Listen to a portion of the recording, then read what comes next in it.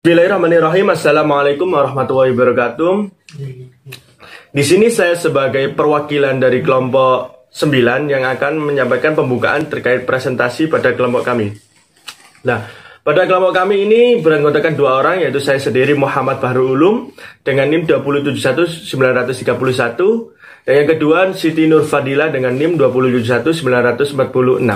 Nah, di sini saya akan menyampaikan satu materi, yaitu etika guru terhadap rekan sejawat. Nah, di mana video presentasi ini sebagai pemenuh tugas dengan mata kuliah etika dan profesi keguruan. Di sini saya juga menyampaikan terima kasih kepada Bu Dosen Bustanul Yuliani, MPDI, yang telah membimbing kami dalam terlaksana proses pembelajaran, pembuatan, dan video presentasi pada kali ini. Nah, pada materi etika guru terhadap rekan sejawat ini akan membahas beberapa subbab, yaitu ada 5 subbab. Yang pertama itu kita akan membahas terkait apakah makna dari sesungguhnya dari etika guru terhadap rekan sejawat. Yang kedua, bagaimana sih etika guru untuk mengenal dan memahami kepribadian teman sejawat. Yang ketiga, bagaimana etika guru untuk menjalin komunikasi dengan rekan sejawat. Yang keempat, bagaimana etika guru dalam berkompetisi dengan rekan sejawat. Mohon maaf tadi agak terbilit. Yang terakhir, bagaimana etika guru untuk mengelola konflik dengan rekan sejawat. Mungkin tanpa mengulur waktu yang sangat lama, kita akan ke pembahasan. Pembahasan yang pertama yaitu makna etika guru terhadap rekan sejawat. Nah, proses pemaknaan suatu ilmu pengetahuan dari kata per kata itu kita bisa memahami melalui cabang filsafat, yaitu ontologi dan epistemologi. Di mana pada kata etika guru terhadap teman sejawat ini kita akan memahami dari kata per kata. Nah, kita akan mengambil sampel pada suatu kata etika, di mana pada etika ini memiliki pengertian secara etimologi dan terminologi. Di mana pada etimologi kata etika ini berasal dari bahasa Yunani, yaitu ethos dan etikos. Kata etos ini memiliki makna sifat, watak, adat, dan kebiasaan. Sedangkan etikos memiliki makna susila, keadaban, dan perbuatan yang baik. Sebagai penguat pada proses pemaknaan, kita bisa merujuk pada Kamus Bahasa Indonesia yang mengartikan etika adalah ilmu pengetahuan tentang asas-asas akhlak atau moral. Sedangkan menurut terminologi, etika adalah ilmu yang menjelaskan arti baik dan buruk, menerangkan apa yang seharusnya dilakukan oleh manusia, menyatakan tujuan yang harus dituju oleh manusia di dalam perbuatan mereka, dan menunjukkan jalan untuk melakukan suatu perbuatan. Nah, kita akan memahami kata yang kedua, yaitu guru, di mana guru ini memiliki makna yang sangat universal, yaitu mempunyai profesi atau mata pencarian sebagai pengajar dan juga orang yang semua pembuatan dicontoh oleh muridnya. Nah, sedangkan menurut Undang-Undang Republik Indonesia tahun nomor 14 tahun 2005 tentang guru dan dosen, bahwa guru atau pendidik adalah tenaga profesional yang bertugas dalam memberikan pendidikan, pengajaran, bimbingan, pengarahan, pelatihan, penilaian, serta memberikan evaluasi kepada peserta didik pada pendidikan formal dari pendidikan anak usia dini, pendidikan dasar, dan pendidikan menengah. Menurut Kamus Besar Bahasa Indonesia, kita akan mengambil kata teman sejawat. Nah, kata teman sejawat adalah orang yang memiliki kesamaan tempat pekerjaan dan satu profesi. Jika mengambil garis merah dari makna etika guru terhadap rekan sejawat adalah sebuah normatif yang harus dimiliki seorang guru dalam berhubungan dengan teman satu profesi demi terciptanya keberhasilan dalam visi dan misi pendidikan. Nah, dari pengertian tadi ini sesuai dengan kode etik guru pada ayat ke-7 yang menyatakan bahwa guru memelihara hubungan seprofesi, semangat kekeluargaan, sekawanan sosial. Nah, dari uraian kalimat tadi dapat disimpulkan bahwa guru hendaknya menciptakan dan memelihara hubungan sesama guru dalam lingkungan kerjanya. Selanjutnya, proses pemudahan dalam pembelajaran kita akan memberikan gambaran secara umum dari beberapa etika guru terhadap rekan sejawat. Nah, kita membaginya menjadi 4, yaitu dalam bergaul dengan sesama guru hendaknya bersifat terus terang, jujur, dan terbuka. Nah, terkait ini ya keterbukaan ya jangan sampai ke tahap privat lah itu aneh. Nah, yang kedua itu di antara sesama guru hendaknya selalu ada kesediaan untuk saling memberi saran nasihat dalam rangka melaksanakan jabatan masing-masing. Yang kedua, di dalam menunaikan tugas dan memecahkan persoalan bersama hendaknya saling tolong-menolong dan penuh toleransi. Yang keempat, guru hendaknya tidak saling menggunjing sesama guru. Nah, pembahasan yang kedua yaitu tentang etika guru untuk mengenal dan memahami kepribadian rekan sejawat. Nah, memiliki kesamaan dalam profesi pasti memiliki kesempatan dalam membagi tempat bekerja, membagi rezeki dan lain sebagainya. Di mana dalam keadaan seperti ini merupakan hal yang mestinya lumrahlah terjadi pada suatu kesamaan dalam profesi. Nah, di mana proses pengorganisasian pendidikan di ruang lingkup sekolah menjadikan ada legalitas dalam administrasi, baik secara kualitas, kuantitas, maupun kuantitas sekolah tersebut. Subjek dari eksekutor dari proses pengorganisan adalah seluruh masyarakat sekolah. Di mana dengan adanya organisasi pendidikan ini pasti terdapat interaksi sosial di dalamnya karena setiap orang akan dituntut untuk mengenal dan memahami kepribadian dari rekan sejauhnya demi menjaga tali silaturahmi. Nah, di sini saya akan menjelaskan terkait upaya di mana proses penjagaan silaturahmi dari seorang guru lah dengan teman sejawat. Yang pertama itu membiasakan berbuat baik dengan rekan sejawat. Yang kedua, membagi sebagian rezeki kepada rekan sejawat yang membutuhkan. Yang ketiga, menyayangi rekan sejawat. Nah, itu tadi upaya yang bisa saya jelaskan lah. Ini juga saya akan menjelaskan terkait faktor-faktor yang menjadikan guru tidak saling bekerja sama dalam mencapai tujuan sekolah atau tujuan pendidikan. Yang pertama itu adanya pembeda antara guru senior dan junior. Ini pastilah ada seleksi alam terkait administrasi pangkat. Yang kedua adanya pembedaan perlakuan terhadap guru PNS dan non-PNS. Pasti ini. Dari segi hak-haknya pasti ada perbedaan, ada kesenjangan terkait sudut pandang dari masyarakat, sekolah maupun dan lain sebagainya. Yang ketiga adanya ketidakjelasan aturan kerja di sekolah. Pasti di sini. Nah, ketidakjelasan aturan sekolah ini akan menjadikan suatu disorientasi pemahaman dari seorang guru dalam menjalankan tupoksinya. Yang keempat, adanya ketidaksamaan visi sekolah. Yang kelima, adanya kelompok-kelompok tertentu. Nah, pasti ini. Terkait idealis atau suatu kelompok-kelompok ini akan membagi atau menseleksi dari suatu organisasi pendidikan. Jadi ada kesesuaian secara intuisi atau secara hati.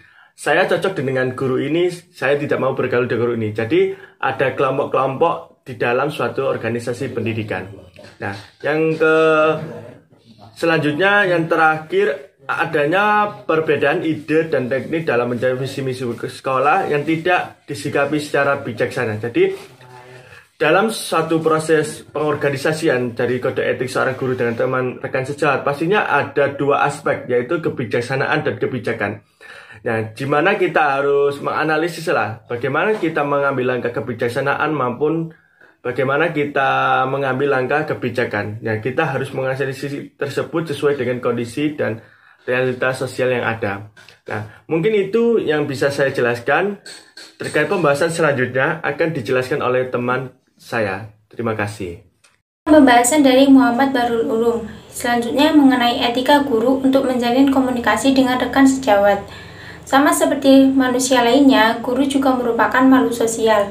Ketika menjalankan tugasnya sebagai pendidik dan pengajar, guru memerlukan bantuan orang lain termasuk guru lainnya. Hal itu dapat dilakukan oleh guru manakala ia bisa bekerja sama dengan guru lainnya. Selain dengan model mengenal dan memahami kepribadian rekan sejawatnya, kerjasama tersebut dapat dengan mudah dilakukan oleh guru manakala ia dapat menjalin komunikasi dengan rekan sejawatnya secara intensif. Komunikasi dapat dibedakan menjadi 3 bentuk. Ketiga bentuk komunikasi tersebut antara lain yang pertama, komunikasi personal. Komunikasi personal terdiri dari komunikasi interpersonal dan komunikasi antar pribadi atau komunikasi interpersonal. Kemudian yang kedua, komunikasi kelompok. Komunikasi kelompok adalah proses interaksi yang dilakukan oleh sekelompok orang pada suatu kelompok atau organisasi atau lembaga. Kemudian yang ketiga, komunikasi massa. Komunikasi massa ini lebih bersifat umum. di mana proses interaksi dilakukan oleh banyak orang tanpa adanya sekat atau batasan untuk mengaksesnya. Cara guru menjalin komunikasi dengan rekan sejawatnya dilakukan melalui pertemuan formal maupun melalui pertemuan non-formal dengan memanfaatkan media verbal maupun non-verbal. Selain itu juga, keberhasilan guru dalam menjalin komunikasi dengan rekan sejawatnya untuk kepentingan pendidikan juga ikut dipengaruhi oleh kemampuan guru dalam berkomunikasi. Kemampuan guru dalam berkomunikasi dapat diaktualisasikan melalui kemampuan bahasanya yang meliputi kemampuan berbicara, kemampuan mendengar, dan kemampuan menulis, dan kemampuan membaca.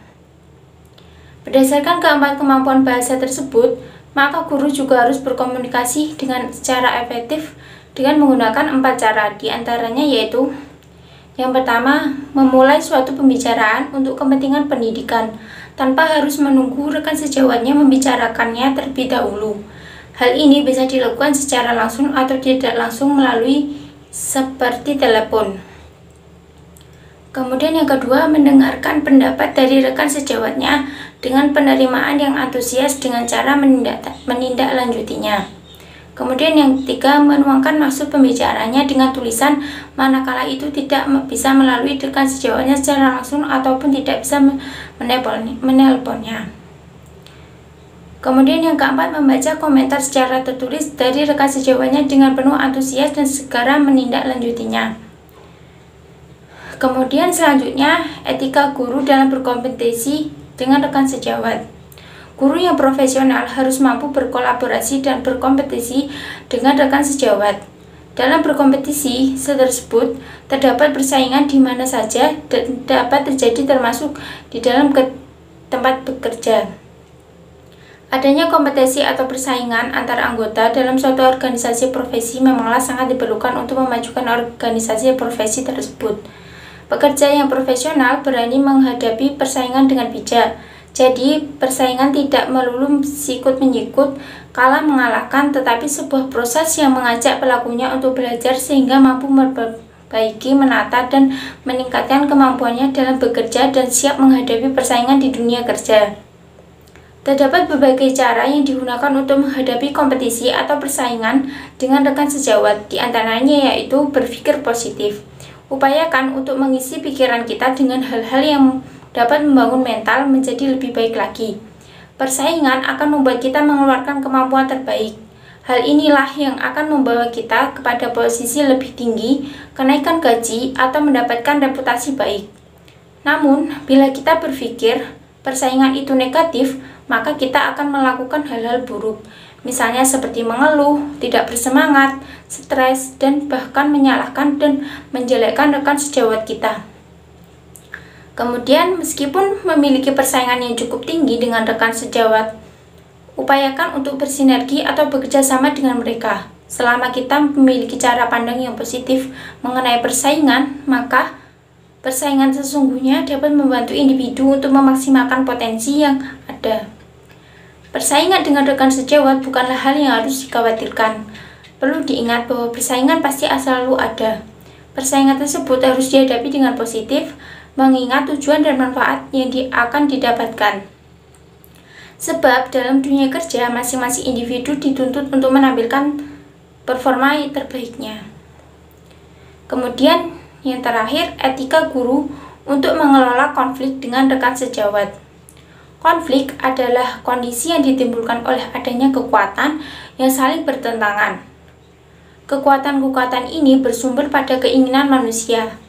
Perbedaan cara pandang yang berbeda-beda dalam menyikapi berbagai macam persoalan memiliki potensi munculnya konflik antar individu dan kelompok terhadap suatu organisasi. Namun, konflik dapat menguntungkan apabila hal itu merangsang timbulnya gagasan baru untuk meningkatkan efisiensi dan efektivitas kegiatan kelompok. Upaya untuk membangun dan mempertahankan hubungan kerja sama dengan rekan sejawat dapat diwujudkan dalam bentuk manajemen konflik. Hal ini sangat dipengaruhi oleh peran kepala sekolah sebagai pemimpin suatu lembaga pendidikan. Sebab salah satu indikator pemimpinan kepala sekolah yang efektif adalah mampu mengelola konflik.